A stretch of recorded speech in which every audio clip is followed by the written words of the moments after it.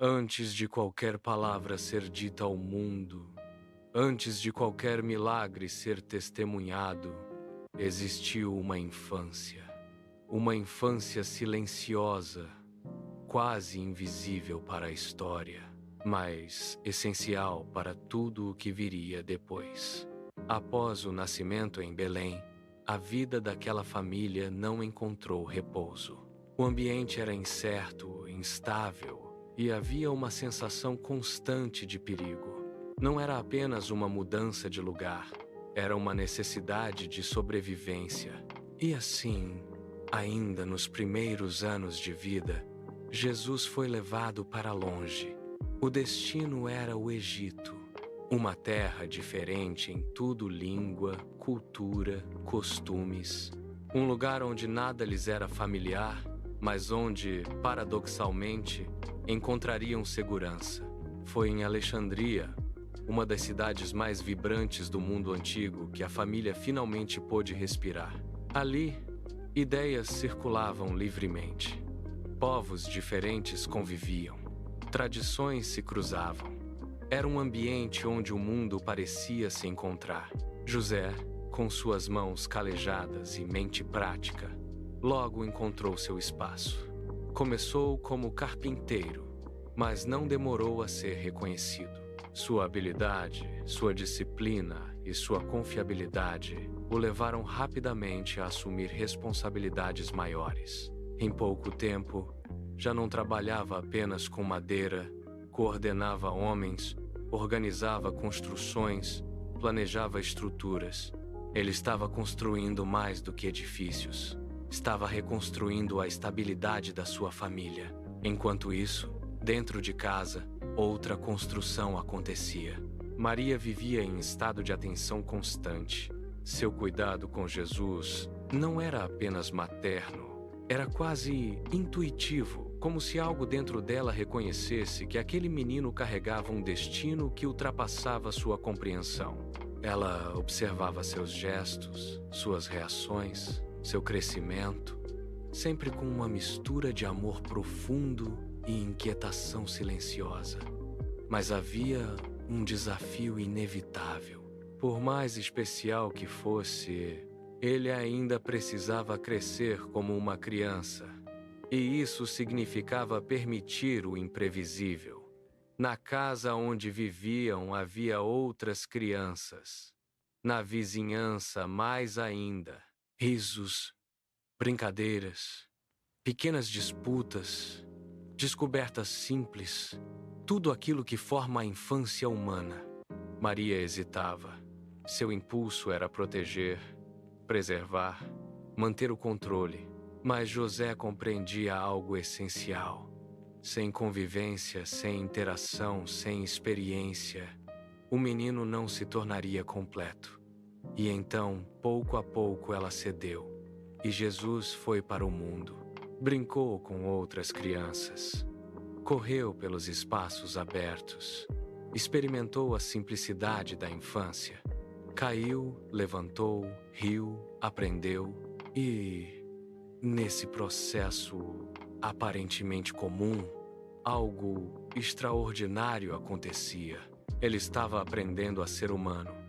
Durante cerca de 2 anos em Alexandria, sua vida seguiu um curso natural. Crescia com saúde, com energia, com curiosidade. Para qualquer observador externo, não havia sinais de algo em comum. E talvez essa fosse a parte mais significativa, porque o que o tornava único não era visível. Antes de deixarem o Egito, um pequeno grupo de pessoas, movidas por convicções profundas, reuniu-se discretamente. Reconheciam naquele menino algo especial, ainda que não pudessem explicar completamente. Como gesto de respeito, ofereceram-lhe um presente singular, uma cópia das escrituras hebraicas traduzidas para o grego. Não era apenas um objeto, era uma ponte, uma ligação entre tradições, culturas e conhecimentos que, no futuro, fariam parte de sua compreensão mais ampla do mundo. Ainda assim, mesmo com convites insistentes para permanecer em Alexandria, onde oportunidades eram maiores e o ambiente mais influente, José tomou uma decisão diferente. Era hora de voltar. A morte de Herodes abriu caminho para o retorno, e a família iniciou a jornada de volta à Palestina. Mas o retorno não trouxe certezas imediatas. Ao chegarem a Belém, surgiram dúvidas. Permanecer ali, na cidade de Davi, parecia significativo especialmente para Maria, que via naquele lugar um sentido simbólico para o futuro do filho. José, porém, via além do simbolismo. Ele via riscos, via instabilidade, via perigo e escolheu a segurança. Depois de semanas de reflexão, conversas e ponderações, decidiu que o melhor caminho seria outro: Nazaré, uma pequena cidade na Galileia, simples, discreta, distante dos centros de poder. E foi ali que se estabeleceram, sem alarde, sem anúncio, sem importância aparente. Jesus tinha pouco mais de 3 anos. Era saudável, ativo, curioso, cheio de energia e entusiasmo. Adaptou-se rapidamente ao novo ambiente, embora sentisse de forma sutil a ausência dos amigos que havia conhecido no Egito. Mas Nazaré oferecia algo que nenhum outro lugar havia oferecido até então: raiz. Ali, pela primeira vez, a família viveu com continuidade. A casa tornou-se estável. A rotina se consolidou. A vida seguiu um ritmo previsível. E foi nesse ambiente que sua formação realmente começou. Desde cedo, Jesus demonstrava uma característica marcante: curiosidade. Ele perguntava constantemente sobre tudo, sobre os fenômenos da natureza, sobre o comportamento das pessoas, sobre os costumes, sobre Deus. E seus pais, com toda a limitação humana, faziam o possível para responder, mas nunca o silenciavam, nunca o desencorajavam, e isso alimentava ainda mais sua busca. Com o tempo, a família cresceu. Vieram os irmãos, primeiro Tiago, depois Miriam e outros ainda. A casa tornou-se cheia, dinâmica, exigente. E Jesus não se afastou disso. Pelo contrário, ele se envolveu, observava os irmãos menores, ajudava nos cuidados, participava das tarefas. Sua presença não era distante, era ativa, presente, responsável. Ali, na convivência familiar, ele desenvolveu algo fundamental: empatia. Ao mesmo tempo, acompanhava o trabalho do pai. A oficina de carpintaria tornou-se um espaço de aprendizado constante. O som da madeira sendo cortada, o esforço físico, a precisão das ferramentas, tudo fazia parte da sua formação. Era uma educação prática, real, humana. Mas talvez o elemento mais transformador de Nazaré estivesse fora de casa. A cidade era um ponto de passagem. Caravanas cruzavam a região com frequência. Comerciantes, viajantes, estrangeiros, pessoas de diferentes culturas e origens passavam por ali, trazendo histórias, ideias, perspectivas, e Jesus escutava com atenção, com interesse, com abertura. Ele aprendeu sobre o mundo antes mesmo de sair dele, e isso ampliou sua compreensão de forma profunda. Ele não cresceu preso a uma única visão. Cresceu em contato com a diversidade humana. E isso moldou sua forma de ver as pessoas, de entender suas diferenças, de reconhecer suas dores. Na escola, sua presença também se destacava. Aprendia com rapidez, dominava línguas, assimilava conteúdos com facilidade. Mas o que mais chamava a atenção não era sua inteligência, era sua inquietação. Jesus não aceitava respostas superficiais. Ele queria compreender, e isso o levava a questionar. Questionava explicações religiosas, questionava tradições, questionava interpretações. E isso, inevitavelmente, causava desconforto, mas também revelava algo essencial. Ele buscava verdade.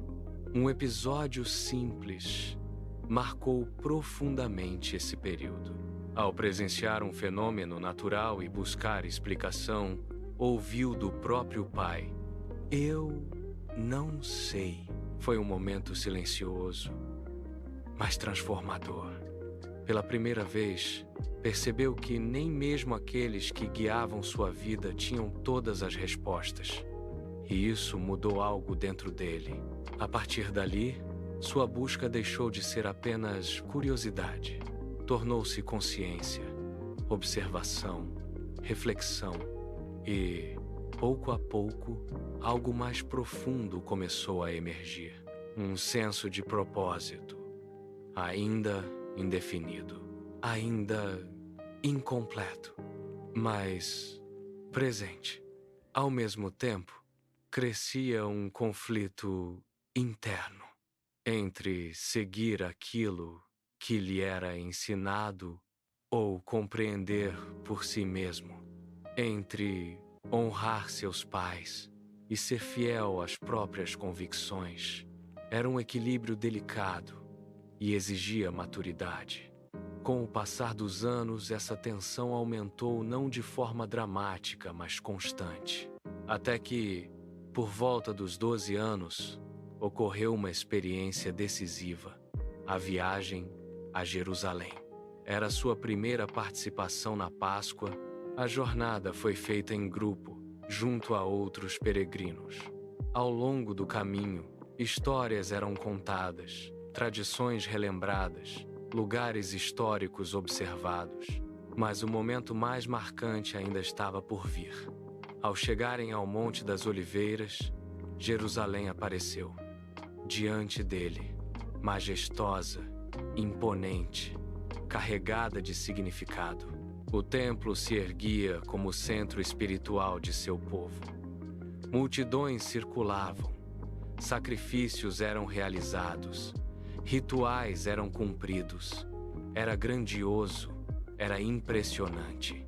Mas, ao observar tudo aquilo, Jesus não sentiu apenas admiração, sentiu compaixão.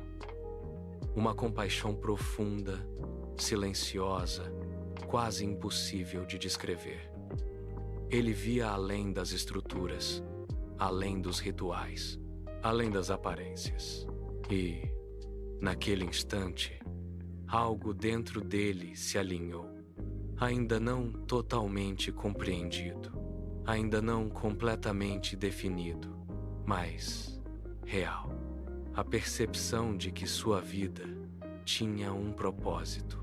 E assim, sem acontecimentos espetaculares, sem manifestações visíveis, termina a sua infância. Não como o fim de uma fase comum, mas como o encerramento de um processo profundo. Um processo de formação, de compreensão, de preparação. Antes dos milagres, houve aprendizado.